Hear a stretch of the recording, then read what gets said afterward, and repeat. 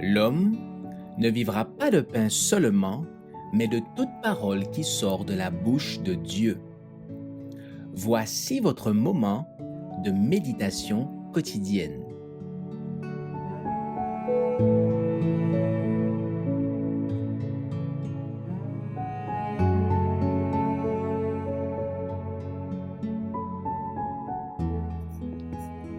L'Éternel, le roi de gloire, le 10 février. Portes, élevez vos linteaux, élevez-vous, portes éternelles. Que le roi de gloire fasse son entrée. Qui est ce roi de gloire? L'Éternel fort et puissant, l'Éternel puissant dans les combats. Psaume 24, versets 7 et 8. Le Christ est venu sur la terre en tant que Dieu, ayant revêtu notre humanité. Il est monté au ciel comme roi des saints. Son ascension digne de son caractère sacré témoigna qu'il était un roi puissant dans les combats, rendant la captivité captive elle-même. Il fut escorté par l'armée céleste, au milieu des acclamations, des hymnes d'allégresse et des chants de louange. Non seulement les disciples virent le Seigneur s'élever vers le ciel, mais ils reçurent des anges l'assurance que le Christ était allé siéger sur le trône de son Père dans les cieux. La splendeur de l'escorte céleste et l'entrée triomphale du cortège par les portes éternelles pour accueillir le Seigneur ne pouvant être discernées par aucun œil humain.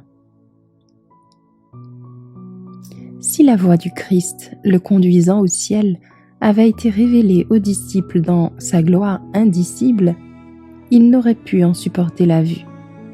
Leur esprit ne devait pas demeurer dans le ravissement des splendeurs célestes, car ils auraient alors perdu de vue le caractère du Christ sur la terre, ce caractère qui devait leur servir de modèle.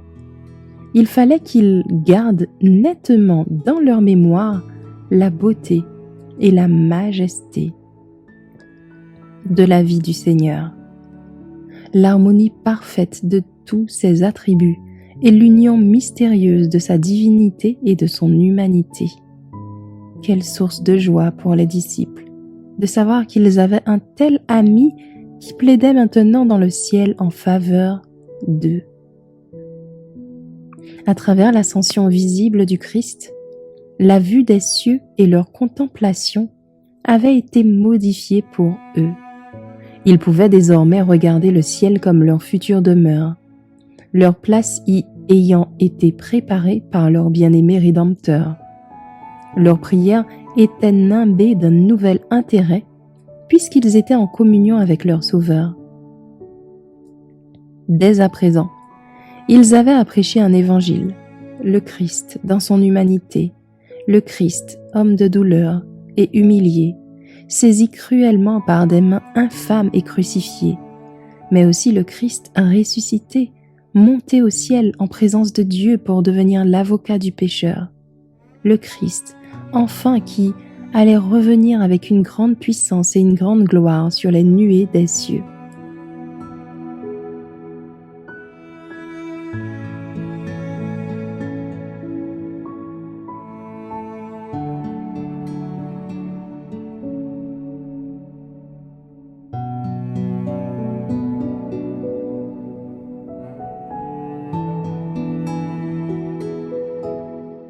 Merci d'avoir écouté cette présentation.